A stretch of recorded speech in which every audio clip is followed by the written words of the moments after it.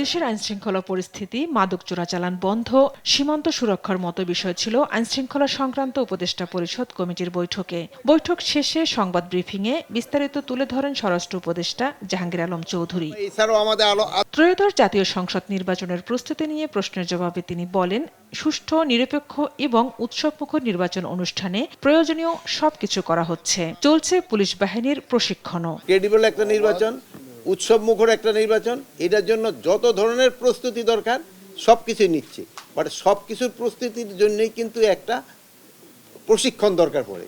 প্রশিক্ষণটা হলো সবকিছু মেইন। নির্বাচনের নিরাপত্তা নিশ্চিতে পুলিশ বডি অন ক্যামেরা ব্যবহার করবে জানিয়ে স্বরাষ্ট্র উপদেষ্টা বলেন, ভোট কেন্দ্রে নিরবিচ্ছিন্ন বিদ্যুৎ নিশ্চিত করা হবে।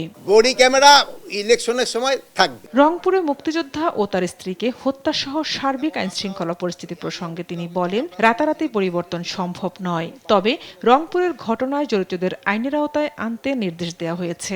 একজন হলো আছে পুলিশে আর একজন আছে র্যাবে।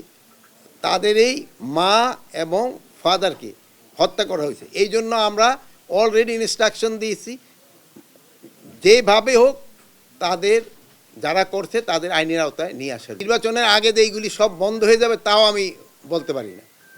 মানে যদি আমার কাছে কোনো ম্যাজিক থাকতো বা ওই সুইচ লাইট অন অফের মতো থাকতো তো আমি করে দিতাম যে লাইট অফ, এখন আর কোনো কিলিং থিলিং কোনো কিছু হবে না। আমার কাছে এরকম কোনো ম্যাজিক নেই। কথা বলেন লুট হওয়া অস্ত্র উদ্ধার নিয়েও। লুট করা অস্ত্র কিন্তু প্রতিদিনে উদ্ধার হচ্ছে এবং আপনারা রিপোর্টও করতেছেন। ঝর্ণা রায়, দেশ টিভি, ঢাকা।